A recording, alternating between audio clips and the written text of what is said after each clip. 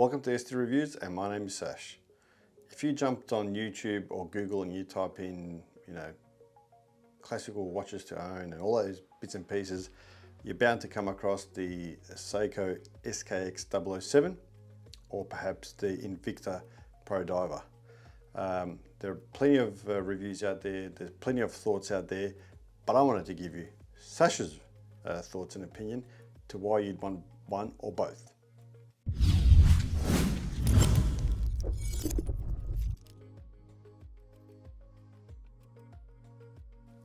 So the watches that I'm talking about today are the Seiko Automatic SKX 007, which is a diver.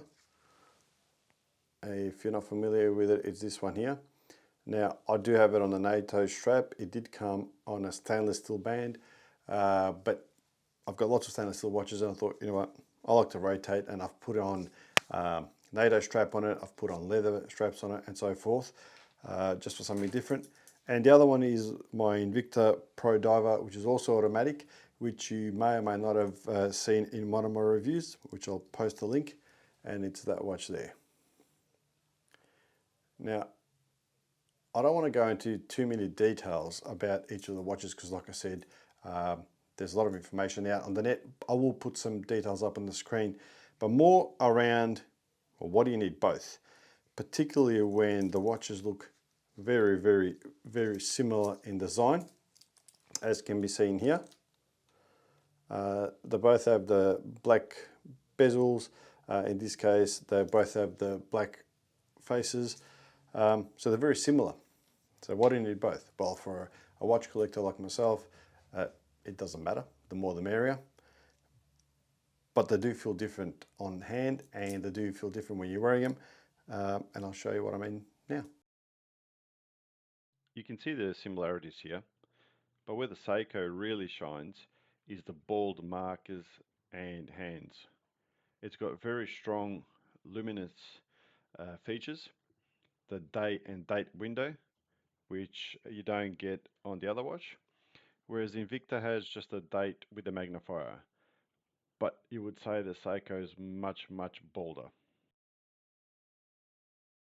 Back of the watch, the Invicta does have a see-through case back, which you can obviously see all the mechanicals, whereas the trusted 007 has more of a traditional screw back with a nice logo, and it says that it's a scuba diver's watch. Next, I just wanted to demonstrate the watch on hand and what it looks like. You've seen many reviews once again, but this is again just my opinion. This is the Invicta, and I've got a reasonably large wrist, just for a bit of a, I guess, indication of the size. And this one's the Seiko Automatic, the 007. Now, from a diameter point of view, the Seiko is 42mm versus the 40 on the Invicta, but I think to the naked eye it's very hard to distinguish the difference. But there is something about this Seiko that, I don't know, in my opinion, stands out. Perhaps it's the larger indexes that are very white and very large, or the little bit of red writing at the bottom where it says Divers 200, but also the fact that it does have a day and a date here, as opposed to the Invicta, which only has the date on it. Now, if you're going to be a cool dude and wear both of them, this is what it would look like. Only kidding. I just wanted to show you what it looks like side by side on wrist. Very stupid way to look at it because you wouldn't wear two watches in one hand. Nevertheless, just gives you a bit of an indication on the hand what it looks like side by side from a size comparison anyway. So in summary, I suppose if you were to ask me which one I prefer, look, it's a tricky one because they both have their own values. They both have their own pros and cons.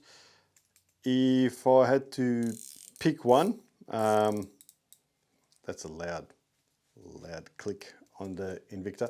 If I had to pick one, I'll probably pick the trusted Seiko automatic.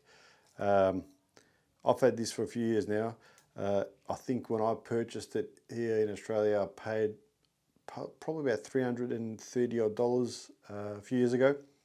And compared to the Invicta, which I purchased off Amazon for about $140, give or take.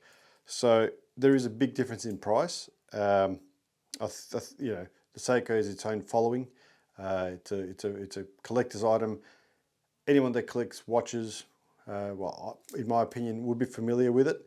So you know, it doesn't look like a rip-off of well, you know, what other watch this replicates out there on the market. But this has its place as well. Now, does sound a bit cheaper. It does feel a lot lighter, the Invicta, compared to the Seiko, even with the NATO strap on. The original stainless steel strap that came with this watch looks phenomenal on hand as well. I just like to mix it up. And given that I've had this Seiko now for a few years, if you were to have a closer look at the screen, you would think it's brand new. And what I mean by that is it is still a good quality screen on it. It wouldn't be sapphire, but it's still pretty hard wearing, and it's very comfy to wear as well. It's not too heavy.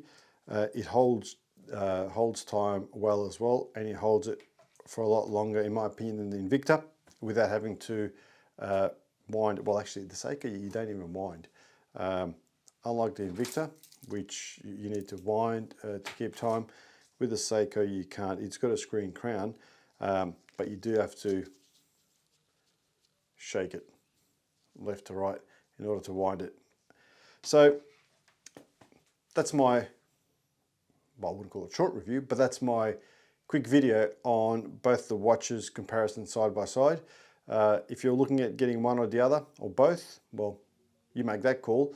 In my opinion, if I had to get either one, it would definitely be the Seiko. But then I do enjoy wearing the Invicta as well, and I do get a lot of compliments on it. But the Seiko is one that you need to have in your collection, in my opinion. Once again, and opinions are subjective, as I've said before. So I hope this has been of some benefit or help to you. There's lots of other videos online if you want to have a look at different straps that are available that you can chop and change. I could do that too, but you know, there's others, so why should I as well? But yeah, thank you for tuning in. I appreciate you watching this particular video and some others, and I will put links to the other videos out there too that are relevant to this one. Thanks for your time once again, and I look forward to the next video. This is Sash from ST Reviews signing out. Take care and brush your hair. Ciao, ciao.